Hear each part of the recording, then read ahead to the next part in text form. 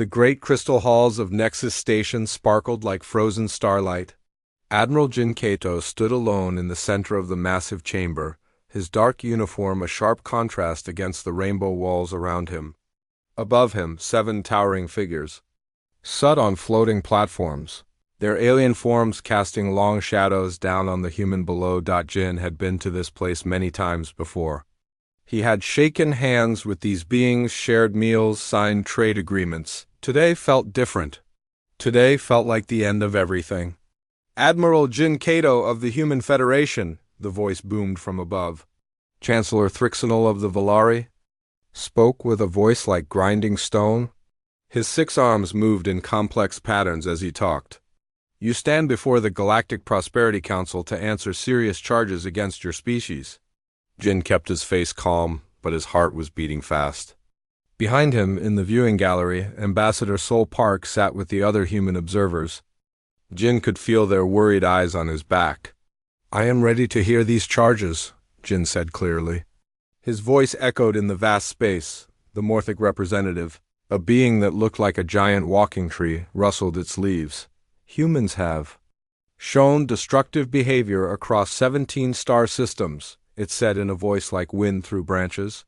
Your species fights too much. You build weapons when others build cities. That is not true, Jin replied. Humans have built medical centers on Tau Ceti. We have created farms on Kepler 442. We have helped other species. Silence, roared the Zenfari delegate. The massive reptilian being slammed a clawed fist on his platform. You speak of helping, but we know what you really do. Your military grows stronger every year. Your ships carry more weapons than any council member. Jin felt anger rising in his chest, but he forced it down. Getting angry would only prove their point. Our ships need defense systems because we explore dangerous regions. We have never attacked a council member or their allies. The Aquarian representative floated in her water tank, her tentacles moving slowly. When she spoke, her voice bubbled through the liquid. The problem is not what you have done. The problem is what you might do. Humans are too aggressive, too quick to fight, too dangerous to live among peaceful species. We have followed every council law, Jin said, his voice getting stronger. We have paid our taxes, we have shared our technology, we have sent our young people to serve on council ships. How can you call us dangerous when we have done nothing wrong? Chancellor Thrixonal stood up on his platform, his massive form blocked out the light from the crystal ceiling. Admiral Kato, your species has been watched for 50 years. In that time, humans have been involved in more conflicts than any other race. You have developed new weapons. You have expanded faster than any species should. You have shown that you cannot live peacefully with others. Jin looked up at the alien faces staring down at him. Some looked sad, others looked angry. A few looked afraid. What conflicts? The pirates we helped you stop? The alien beasts we fought to protect colonies? The disasters we helped clean up? Is helping others now a crime? You helped, said the Cathani observer from the side of the chamber. The small, furry being had always been kind to humans. But you also gained power each time. More ships, more weapons, more territory. This frightens the council. Sol Park stood up in the gallery. May I speak for humanity? Chancellor Thrixonal waved one of his arms. You may speak, Ambassador. Sol stepped forward to the barrier separating the gallery from the main floor. Honored council members, humans have made mistakes. We admit this.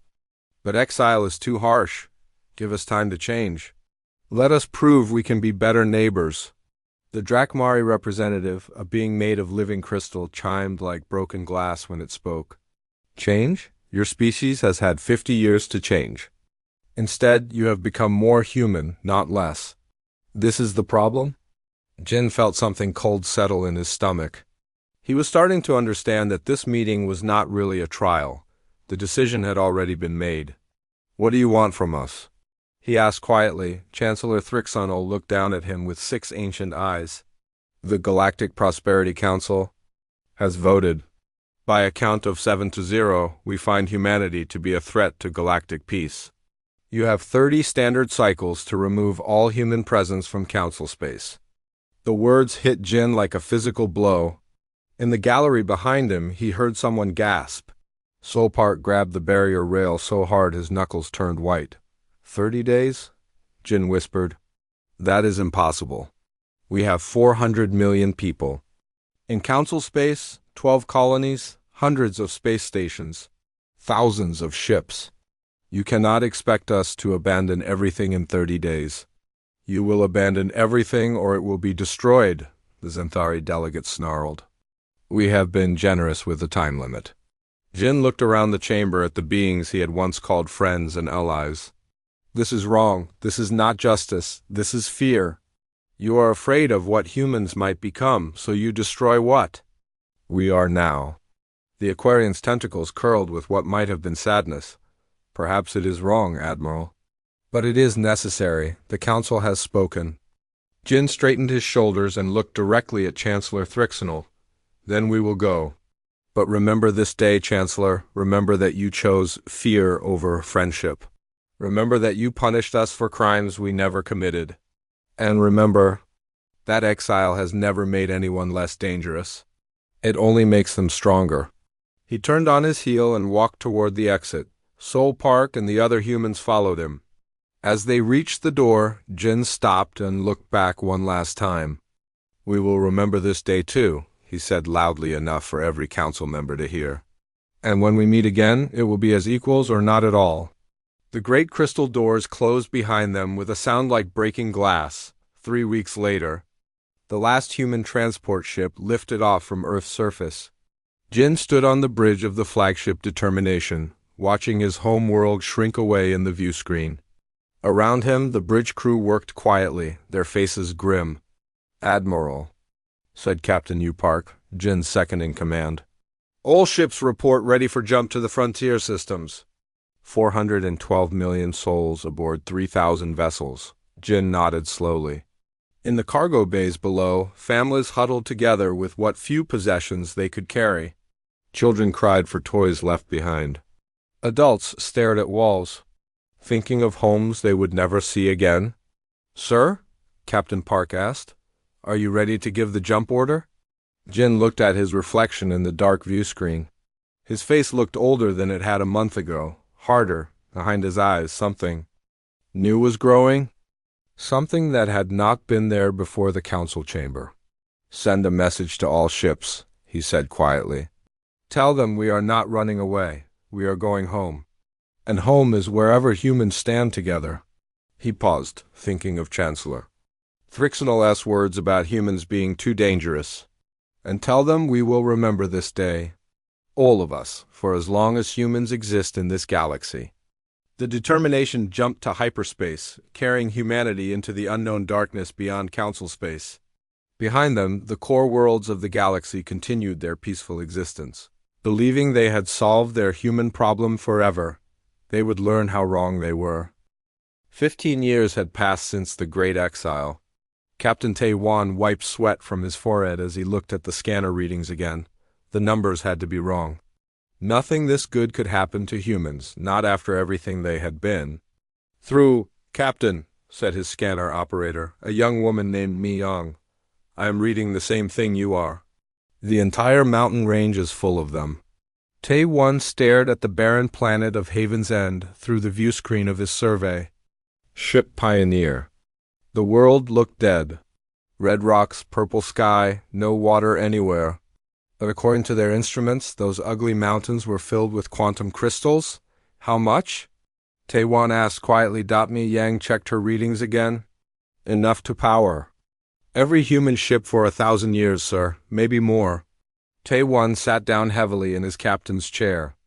In the 15 years since exile, humans had struggled just to survive. 13 small colonies scattered across the frontier, each one fighting against harsh planets and limited resources. They had been eating recycled food and wearing patched clothes for so long that most people had forgotten what real abundance felt like. Now this. Send a coded message to Admiral Jin, Taiwan ordered. Tell him we need to talk. Priority Alpha. 3 days later, Admiral Jin himself arrived aboard the heavy cruiser Defiance. The man who had once stood before the Galactic Council now looked older, with gray in his hair and lines around his eyes. But his back was still straight, and his voice still carried authority. "Show me," Jin said simply, as he stepped onto the bridge of the Pioneer. Mi Yang brought up the scans on the main screen. The mountain range glowed bright blue on the display, showing massive crystal formations deep underground. Jin stared at the screen for a long moment. Quantum crystals. The Council always said they were myths, stories from old explorers. Not myths, sir, said Taiwan. We have confirmed it with 3 different scanner types. The crystals are real and they are huge.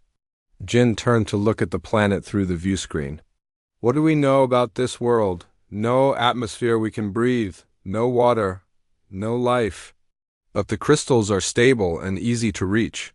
We could have mining operations running in 6 months. Jin nodded slowly. And no one else knows about this? No, sir.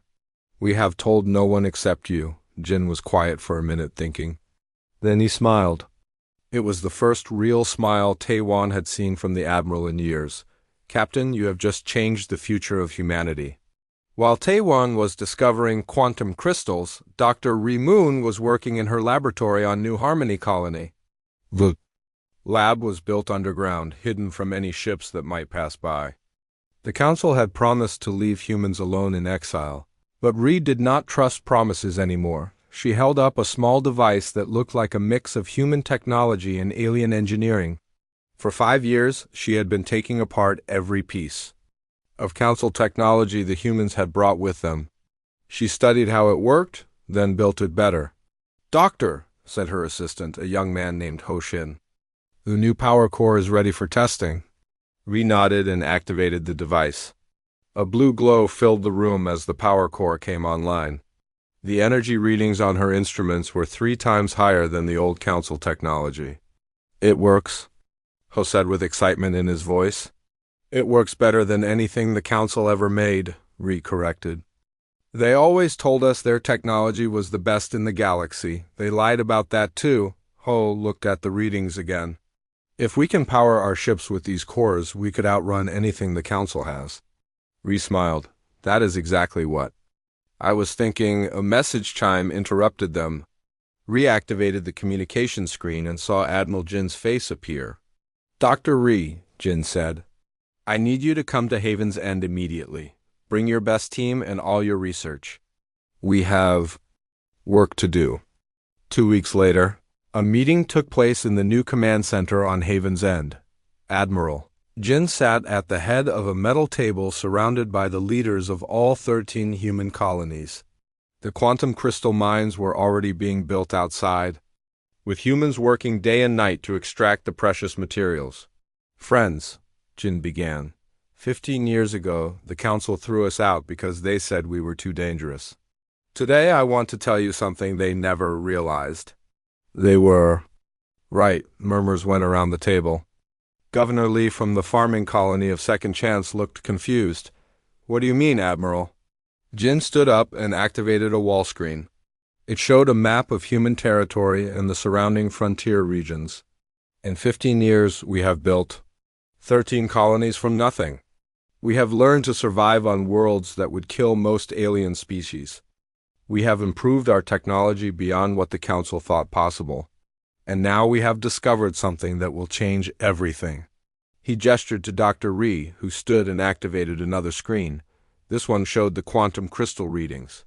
"These crystals will power ships, weapons, and cities better than anything in Council space," Ri explained. "But more important, they will let us build things the Council never imagined." Admiral Jin walked to the window overlooking the mining operation. "The Council wanted us gone because they were afraid of what we might become. I think it is time we became exactly that." Governor Park from the industrial colony of Iron Hope raised his hand. "What are you suggesting, Admiral?" Jin turned back to the group. "I am suggesting we stop thinking like refugees and start thinking like humans. We organize, we build. We become strong enough that no one will ever exile us again." "And if the Council objects?" asked Governor Kim from the research colony of New Labs. Jin's expression grew hard. Then they will learn that exile does not make humans weaker. It makes us angry. 3 months later, the first ships powered by quantum crystals took their maiden flights. Captain Tae-Wan piloted the test ship Swift Arrow through maneuvers that should have been impossible. The ship moved like a fighter, but carried the weapons of a cruiser. How does it feel? Admiral Jin asked over the communication system. Tae-Wan grinned as he put the ship through a series of rolls and turns. Like we finally have something the Council does not. On the planet below, construction crews were building the first facilities of what Admiral Jin had started calling the Human Colonial Authority. It was not quite a government and not quite a military organization. It was something new, something that fit the humans who had been forged in the fire of exile. In her laboratory, Dr. Ri worked on new designs for weapons and shields. Her team had grown to include some of the smartest humans from all 13 colonies. They were building technology that would have seemed like magic to the council races, and in the training facilities, young people like Hoshin and Mi-young learned skills their parents had never needed. They learned to fight in space, to think like warriors, and to remember that humans had been thrown away once. It would not happen again. Late one night, Admiral Jin stood alone on the observation deck of the new command center. Through the transparent aluminum windows, he could see the lights of the mining operation and the construction sites. In the distance, the first ships of the new human fleet sat ready for whatever might come. He thought about the council chamber, where he had been humiliated 15 years ago. He thought about Chancellor Thrixonal's words about humans being too dangerous. "You have no idea how dangerous we can be," he whispered to the stars. "But you will." The seeds planted in the void were beginning to grow. And they were growing into something the galaxy had never seen before. 25 years had passed since the Council's judgment. The Human Colonial Authority had grown from 13 struggling colonies into something much bigger. Today, that something was about to get a new name. Emperor Jin Kato stood before the assembled representatives of 47 human worlds. The title Emperor was new, chosen not because Jin wanted power, but because every single human colony had voted for unity under one leader. They had learned that divided humans were weak humans. "Today we stop pretending we are still refugees," Jin announced to the packed assembly hall on New Terra, humanity's new capital world. "Today we become the Terran Imperial Federation. Today we take our place as a power in this galaxy." The applause was thunderous. In the audience, Commander San Li smiled with pride. She had helped make this moment possible just 3 months ago when her fleet had done something everyone said was impossible. The Razor Pirates had terrorized the frontier for decades. Even the Council called them manageable, meaning too dangerous to fight but not dangerous enough to worry about. The alien raiders had ships that could appear from nowhere, strike hard, and vanish before anyone could respond. San had studied their tactics for 2 years. She learned that the pirates relied on speed and surprise, hitting weak targets and running from strong ones.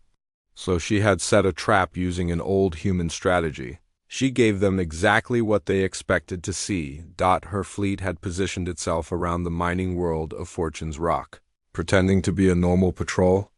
The ships looked like standard human vessels, nothing special. But inside, they carried Dr. Ri's new quantum cores and weapons that the pirates had never seen before.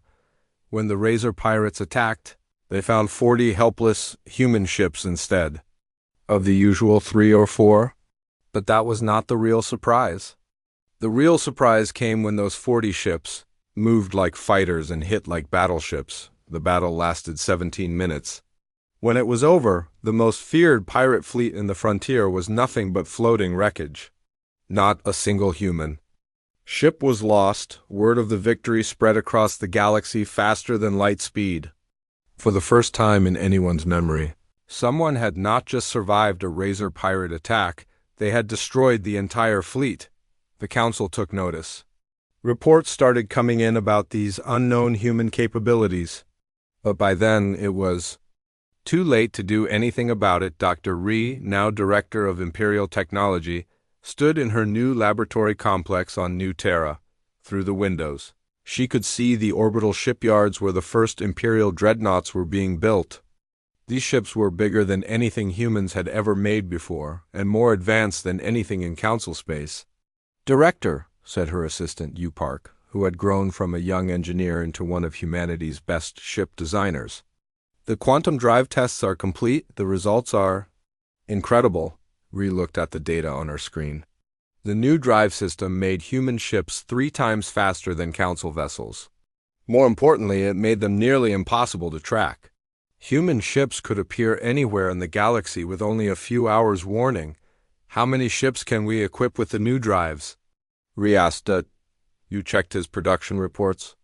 "All new construction, plus we can retrofit the existing fleet within 6 months. By the end of the year, every human ship will have quantum drive capability." Ree nodded with satisfaction. The Council had always said their technology was the best possible. Like so many other things the Council had said, that was turning out to be wrong. Meanwhile, in the diplomatic quarters of New Terra, Ambassador Nashin was meeting with representatives from the Cathani, the peaceful species that had been exiled along with humanity decades ago. But the Cathani were not the only ones seeking human friendship. The Vorthic outcasts formally request membership in the Terran Imperial Federation, announced Captain Vel of the crab-like aliens who had been cast out by the Council for being too aggressive. "We offer our bioweapons technology in exchange for protection and a place to call home," Nashun smiled. "The Emperor will be pleased. How many ships do you bring?" 87 warships and 300 support vessels, Vel replied. "Plus 200,000 of our people who are tired of running from Council persecution." Nashun made notes on her tablet. The Vorthak would be the 7th alien species to join the Imperial Federation. Each brought their own technologies, their own knowledge, and their own reasons for hating the Council. The Zeridian colonies had joined after the Council abandoned them to die during a plague outbreak. The Vekmari refugees had come seeking shelter after their homeworld was destroyed by Council urban renewal. The pattern was always the same. The Council decided a species was inconvenient, and that species found a new home with humanity. Emperor Jin called it collecting the unwanted. Nashun preferred to think of it as building a family of the strong dot in the military training centers spread across Imperial space. A new generation of humans was learning skills their grandparents never needed. Lieutenant Hoshin led a squad of young pilots through advanced combat maneuvers in the latest fighters. "Remember," Ho told his students as they prepared for another training run, "Council pilots are taught to follow rules and procedures. We are taught to think, adapt, and win. Use that advantage." The training exercises were harder than anything the Council military used. Human pilots learned to fight outnumbered, outgunned, and out of supplies. They learned to turn disasters into victories and impossible odds into opportunities. Lieutenant Mi Yang, now a specialist in electronic warfare, ran simulations where human ships faced entire Council fleets. Her job was to find ways to win battles that should not be winnable. "The Council relies on their technology being superior," she explained to her team. "But superior technology means nothing if you cannot use it. Our job is to make sure they cannot use it." Her electronic warfare systems could blind Council sensors, confuse their computers, and turn their own weapons against them. In every simulation, small human forces defeated much larger Council fleets through superior tactics and better training. On the industrial world of Iron Hope, massive factories worked day and night building the tools of empire. The quantum crystal mines of Haven's End supplied unlimited power. The research stations scattered across Imperial space developed new technologies every month, but the most important construction was happening in the deep space shipyards. The Imperial dreadnoughts were taking shape, ships that combined human engineering with alien biotechnology and quantum crystal power cores. Engineer San Park, Yu's sister, oversaw the construction of the flagship Determination II, named after the ship that had carried humanity into exile. This new Determination was 5 kilometers long and carried enough firepower to destroy a small moon. "How many of these ships will we have?" asked Admiral Kim, who had been promoted to command the growing Imperial fleet. 12 dreadnoughts by the end of the year, Sandpark replied, plus 60 heavy cruisers, 200 destroyers, and over 1,000 smaller vessels, all equipped with quantum drives and the latest weapons. Admiral Kim nodded with satisfaction.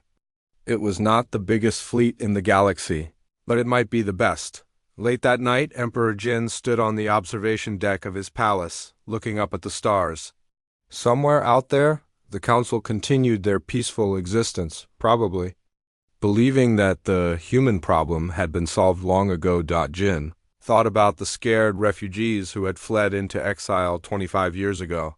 He thought about the struggling colonies that had barely survived the early years.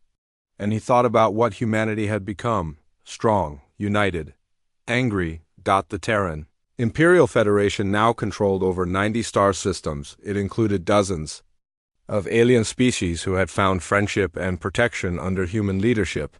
Its technology was advancing faster than anyone could have imagined. Its military was becoming a force that even the Council would have to respect. Jin smiled as he remembered his promise in the Council chamber so many years ago. He had said humans would remember that day. He had said they would meet again as equals. He was beginning to think. Equals might not be ambitious enough. The Empire was still growing. And the Council still had no idea what was coming. 40 years after the exile, Emperor Minkato sat in the throne room of New Terra, reading reports that would have seemed impossible to his father's generation. The Terran Imperial Federation now controlled 237 star systems. Its population had grown to over 50 billion beings from dozens of different species. Its military was the most advanced force the galaxy had ever seen, and the Council still had no idea it existed. "Your Majesty," said Admiral Dakum as she entered the throne room with the latest intelligence reports. "Our scouts have returned. From Council space, the situation is worse than we thought." Min looked up from his reading. At 35, he had never known life under Council rule. He had been born in exile, raised in the frontier, and trained to lead an empire. Where his father Jin had been a diplomat turned warrior, Min was a warrior born. "Show me," Min commanded. Dua activated the holographic display in the center of the room. A map of Council space appeared, showing the 7-member worlds and their territories. But the map was marked with red zones indicating problems. "Economic collapse on 3 Council worlds," Da reported. "The Zenthari home system is facing food shortages. The Morthic territories are dealing with massive unemployment. The Aquarian colonies are running out of essential resources." Min studied the display with interest. And the cause? 40 years of poor leadership and bad decisions. The Council spent so much effort maintaining control that they forgot how to actually govern. They have not developed new technology in decades. Their trade routes are inefficient. Their military is expensive but weak. Min nodded slowly. Intelligence reports had been showing Council weakness for years, but this was worse than anyone expected. What about the pirates and raiders? Min asked. Changed the display to show attack patterns across Council space. Red dots appeared everywhere, showing raids, attacks, and areas where Council authority had completely broken down. "Without us to blame for every problem, they had to find new enemies," Da explained. "But they chose poorly. They declared war on the Nexari Trade Federation, the Coulter Mining Consortium, and the Free Worlds Alliance. All 3 groups have joined together against the Council." Min smiled. The Council had always been good at making enemies. Now they were discovering what happened when they made too many. "And are people in Council space?" Min asked. Da's expression grew more serious. "That is where the situation becomes interesting, Your Majesty." She activated another display showing Council intelligence reports that Imperial agents had stolen. The documents were marked with the highest security classifications. They know something is happening in the frontier, but they do not know what. Council intelligence has detected unusual activity and unknown ship movements, but they cannot get close enough to investigate. Min leaned forward in his throne. "What kind of unusual activity?" "Us, Your Majesty. Our ships have been operating." near the border for months. Captain Wu Jiang has been leading reconnaissance missions into Council territory. They know someone is watching them, but they think it might be one of their new enemies.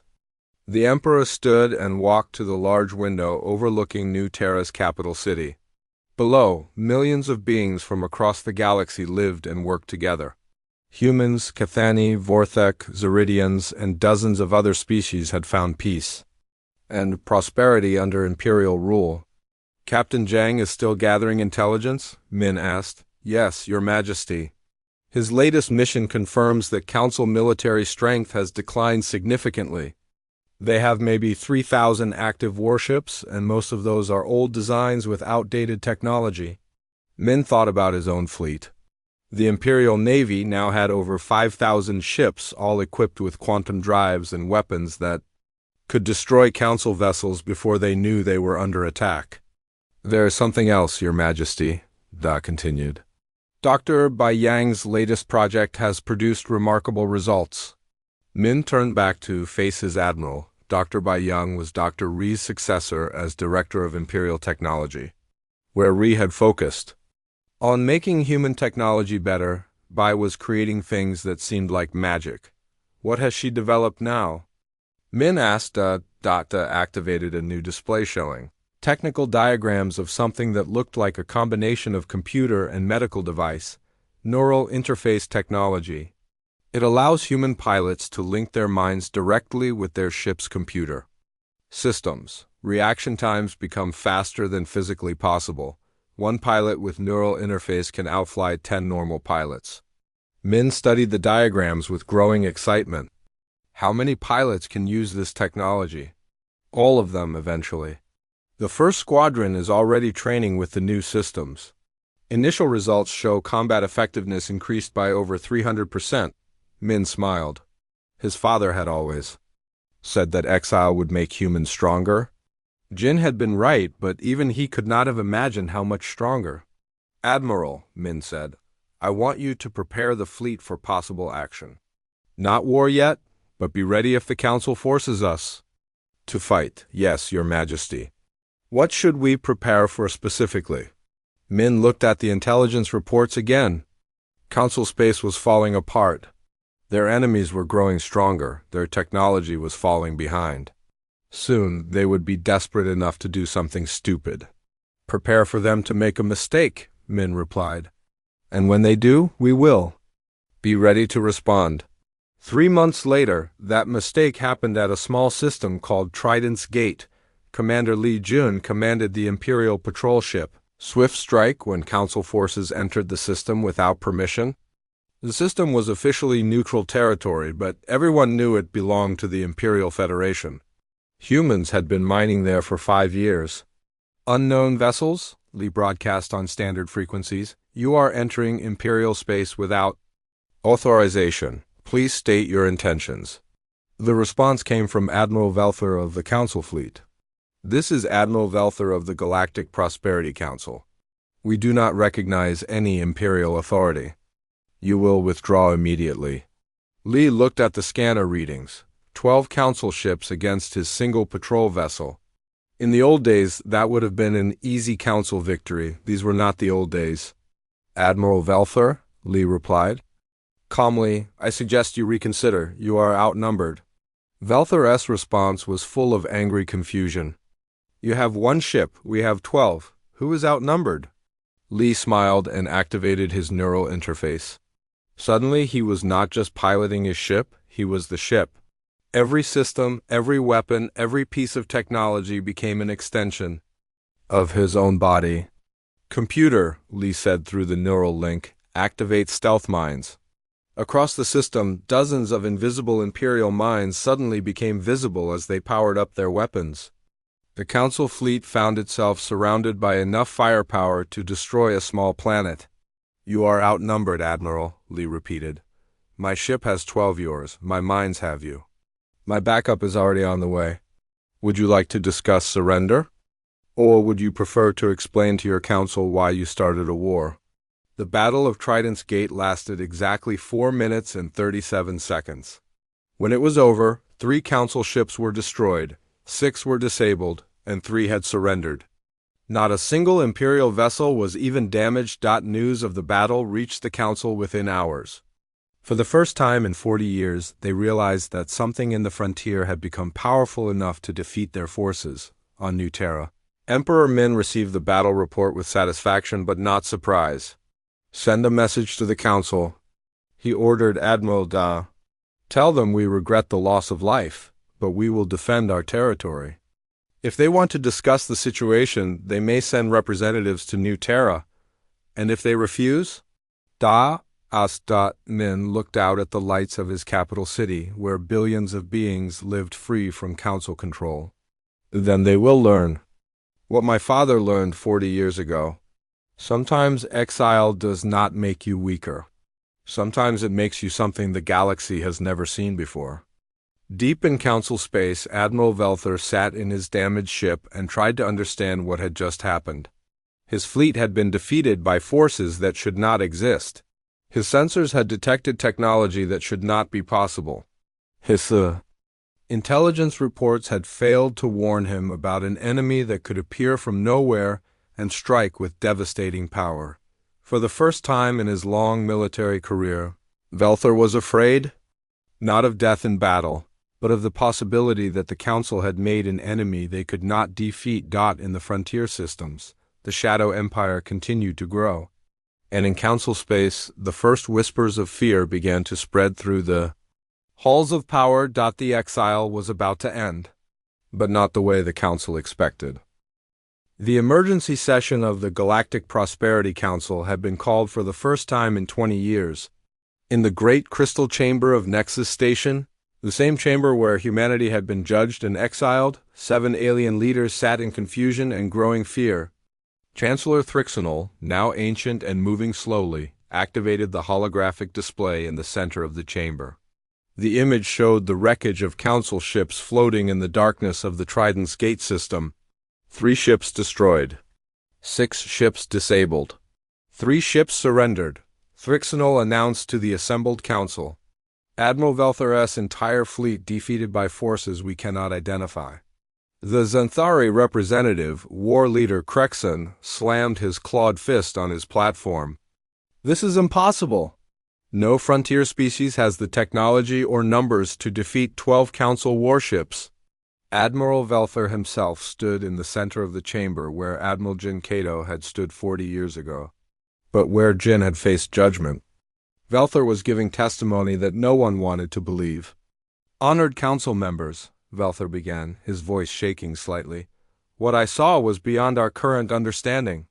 The enemy ships used technology we have never encountered. They appeared from nowhere, moved faster than our sensors could. Track and fired weapons that went through our shields like they were not there." The Aquarian representative floated nervously in her tank. "You said the enemy claimed to represent something called the Imperial Federation. What do we know about this organization?"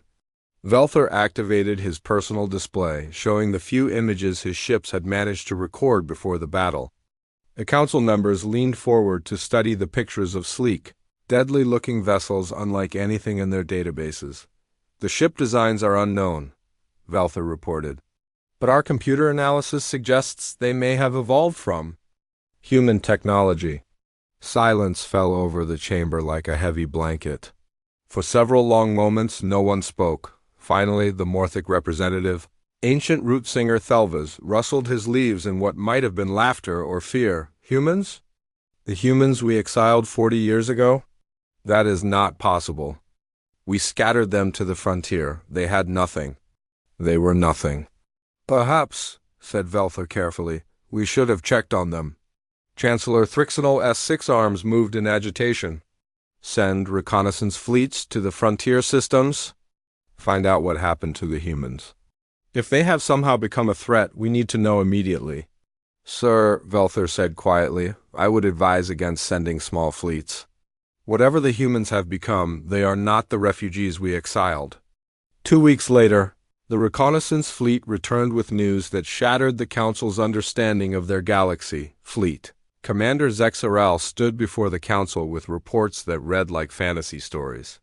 Behind him, holographic displays showed images that made the Council members question their own sanity. Honored Council, Zexarao began. The humans have not simply survived exile. They have built an empire. The first image showed New Terra from orbit. The planet was covered with massive cities that sparkled like jewels. Orbital stations surrounded the world like a crown of stars. Shipyards stretched across space, building vessels that dwarfed anything in Council fleets. Population? Asked Chancellor Thrixenel in a whisper. 50 billion beings across over 200 star systems, Zexarao replied. Humans, plus dozens. Of alien species we recognize as groups previously exiled or abandoned by this council. The images continued. Industrial worlds where massive factories worked day and night, agricultural planets that fed billions. Research stations developing technology that seemed centuries ahead of council science. War leader Krexen stood up on his platform, his massive form trembling with rage. This is impossible. Humans are weak. They are divided. They cannot build empires? With respect, war leader, Zexarao replied. They appear to have done exactly that. The final images were the most disturbing. Imperial fleet formations showing thousands of ships in perfect order. Vessels that moved like living things and fired weapons that turned matter into energy. A military machine that had been built with 40 years of anger and determination. Chancellor Thrixenel sank back into his seat. How did we miss this? Because they wanted us to miss it, said a new voice from the chamber entrance. Everyone turned to see Admiral Kisong of the Imperial Navy walking into the chamber, flanked by 6 Imperial guards in armor that seemed to absorb light. Behind them came more humans than the Council had seen in decades. I am Admiral Kisong, the human announced calmly. The first represent Emperor Minkato of the Terran Imperial Federation. His Majesty has decided it is time for a formal introduction. Chancellor Thrixenel's voice was full of shock. How did you get aboard this station? Our security, your security, is designed to stop the threats you understand, Kisong interrupted. We are not a threat you understand. The Admiral activated a device on her wrist, and holographic displays filled the chamber with images of Imperial territory, Imperial fleets, and Imperial technology. The Council members stared in growing horror, as they realized the scope of what humanity had accomplished. 237 star systems under Imperial control, Kisong announced. Over 5,000 warships equipped with quantum drive technology. Population exceeding 50 billion beings from 43 different species. Industrial. Capacity that exceeds Council production by a factor of 7? She paused to let the numbers sink in.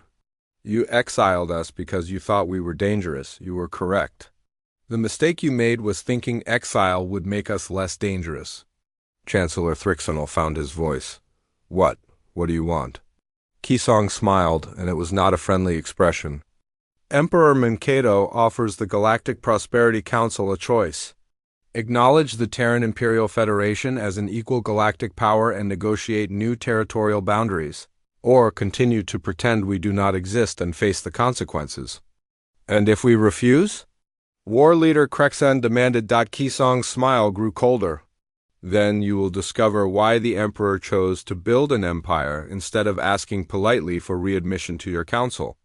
The chamber fell silent again as the council members absorbed the implications. Finally, the Aquarian representative spoke in a voice barely above a whisper. How long do we have to decide? His Majesty is a patient ruler, Kisong replied. You have 72 hours to send representatives to New Terra with your decision. The Emperor will be waiting.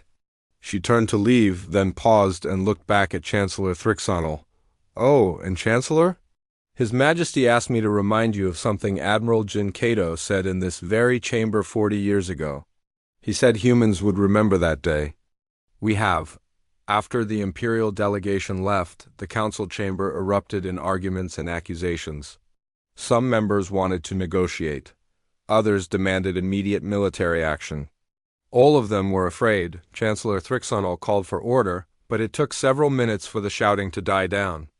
When it finally did, he looked around at the other council members with eyes full of a terrible understanding. We created this, he said quietly. We took a species that wanted to be our friends and turned them into an enemy that may be stronger than us.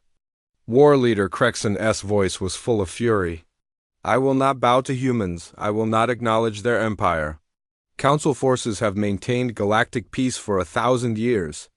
And in 40 years, humans have built something that could destroy us, Thrixnel replied. The question is no longer whether they are dangerous. The question is whether we are strong enough to survive what we created. The vote, when it finally came, was 4-3 in favor of war. As the council members filed out of the chamber to prepare their fleets for battle, none of them noticed the small device Admiral Kisong had left behind. The device that was transmitting every word back to New Terra. In the Imperial Palace, Emperor Min Kato listened to the council's decision with satisfaction but no surprise. They chose war, Admiral Dakim reported. Just as you predicted, Your Majesty. Min nodded and stood up from his throne.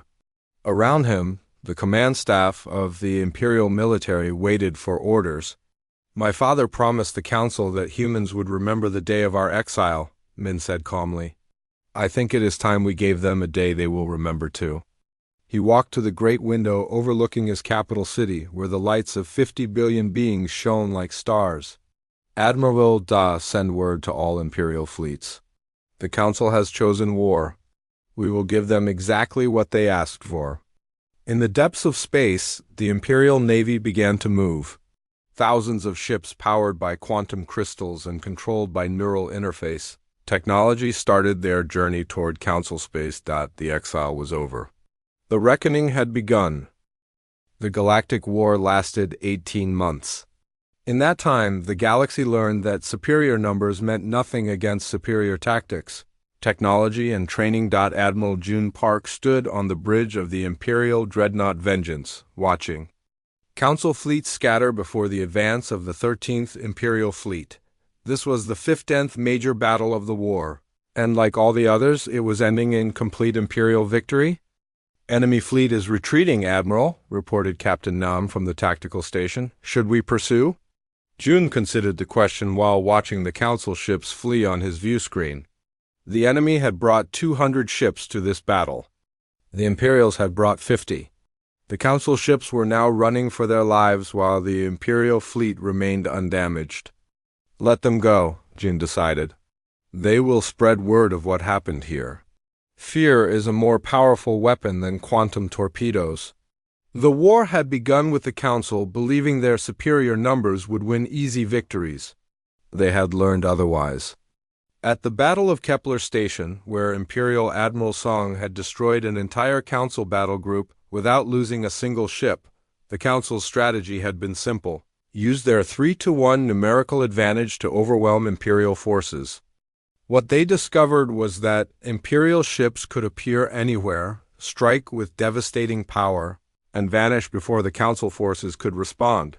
Quantum drive technology allowed Imperial fleets to travel faster than Council ships could think. Neural interface systems allowed Imperial pilots to react faster than Council computers could calculate. And 40 years of anger provided motivation that no Council species could match. Admiral, said Communications Officer Lee, we are receiving a priority message from Emperor Min. June activated his command screen to see the Emperor's face appear from the Imperial capital. Admiral Park, Min said, the Council has requested peace negotiations. I am denying that request. June was not surprised. The Council had asked for peace 12 times during the war. Each time, Emperor Min had refused until they met his conditions. What are your orders, Your Majesty? June asked. Nexus Station. The place where they judged my father? The place where they sentenced humanity to exile? Min's eyes were hard with determination. I want that station captured intact. I want the Council members brought before me in the same chamber where they condemned us. June smiled grimly. It will be done, Your Majesty. The Second Battle of Nexus Prime was the largest space battle in galactic history. The Council had assembled every ship they could find, over 1,000 vessels protecting their most important station. It was their last chance to stop the Imperial advance. Emperor Min commanded the attack personally, leading the Imperial Grand Fleet aboard the massive dreadnought. Determination 3, The ship was 10 kilometers long and carried enough firepower to destroy a star system. "Your Majesty," reported Admiral Kisong from her position at the tactical console, "Council forces are in position around Nexus Station. They have formed defensive rings with overlapping fields of fire." Min studied the enemy formation on his holographic display. The Council had learned from their defeats. This time, they were not trying to attack. They were trying to create a fortress that even Imperial technology could not break. "They think their numbers will save them," Min observed. "Show them how." "Wrong they are." The Imperial attack began with a demonstration of technology the Council had never seen. Thousands of small ships, each no bigger than a fighter, suddenly appeared throughout the Council formation. The ships moved like living things, striking targets with impossible precision before vanishing into quantum space. "Stealth fighters," Min explained to his bridge crew as they watched Council ships explode on the viewscreen. "Dr. Bai's latest creation. Invisible until they attack, faster than missiles, and controlled by neural interface." The Council's defensive formation began to collapse as ships throughout their fleet started exploding. Their sensors could not track the Imperial fighters. Their weapons could not target enemies they could not see. Their commanders could not fight an enemy that appeared from nowhere. "Council flagship is signaling surrender," reported the communications officer. "Ignore them," Min ordered. "I want Nexus Station." The battle raged for 6 hours. When it ended, the Crystal Station that had once been the symbol of Council power was surrounded by Imperial ships. The Council fleet was destroyed or scattered. The chamber where humanity had been judged now belonged to the Empire. Humanity had built in exile. Chancellor Thrixonal stood in the center of the crystal chamber, but this time he was the one facing judgment. Around him, the surviving Council. Members waited under Imperial guard while Emperor Min sat in the chair that had once belonged to the Chancellor. "Honored Emperor," Thrixonal began, his voice weak with age and defeat. "The Council requests terms for surrender." Min looked down at the alien leader who had condemned his father and his people to exile 40 years ago. The Emperor wore the same simple uniform his father had worn, but now it carried the authority of the most powerful military force in the galaxy. "The Council is in no position to request anything," Min replied calmly. "You are here to receive terms, not negotiate them." He stood and activated the holographic display that had once shown humanity's crimes. Now it showed the new reality of galactic power.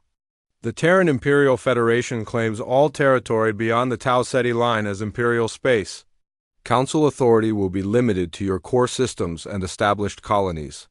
War leader Krexon, now missing one arm from the final battle, snarled his objection. "We will never accept. You will accept exactly what I choose to give you," Min interrupted. "Because the alternative is the complete destruction of your remaining fleets and the occupation of your home worlds." The Emperor gestured to Admiral Jun, who activated new displays showing Imperial ships positioned throughout Council space. "Your military forces are defeated. Your industrial capacity is destroyed. Your political authority exists only where I allow it to exist. You have 3 choices: accept my terms, face total conquest, or watch your species become extinct." The Aquarian representative bubbled nervously in her tank. What terms do you offer?" Min's expression softened slightly. "Better terms than you offered humanity. The Council may continue to govern your core systems. Trade between our territories will be allowed and protected. Your people will not be exiled or persecuted." He paused, looking around the chamber where his father had once stood alone and helpless. "But you will acknowledge the Terran Imperial Federation as an equal galactic power. You will respect our territorial claims. And you will never again exile a species simply because you fear what they might become." Chancellor Thrixonal looked around at his fellow Council members, seeing defeat in every face. "And if we agree to these terms, then the war ends. Your remaining ships return to your space. Your people rebuild their worlds, and the galaxy learns to live with 2 powers instead of 1. The vote was unanimous. The Council accepted Imperial terms. 3 months later, The Treaty of Two Galaxies was signed aboard the Imperial capital ship New Terra. Representatives from every species in both Imperial and Council space witnessed the ceremony that officially ended the Age of Council supremacy. Emperor Min stood before the assembled delegates, looking out at beings from hundreds of different worlds. Humans, aliens, former council members, and former exiles all gathered together to witness the birth of a new galactic order. 40 years ago, Min announced, the Council exiled humanity because they believed we were too dangerous to live among peaceful species. They were right about one thing: we were dangerous. But they were wrong about why. He gestured to the mixed crowd of beings filling the great hall. We were not dangerous because we were violent or aggressive. We were dangerous because we remembered what it felt like to be cast out and forgotten. We were dangerous because we welcomed others who had been abandoned. We were dangerous because we built something better than what existed before. Applause filled the chamber as representatives from dozens of species, many of whom had been exiled by the Council, celebrated their new place in the galaxy.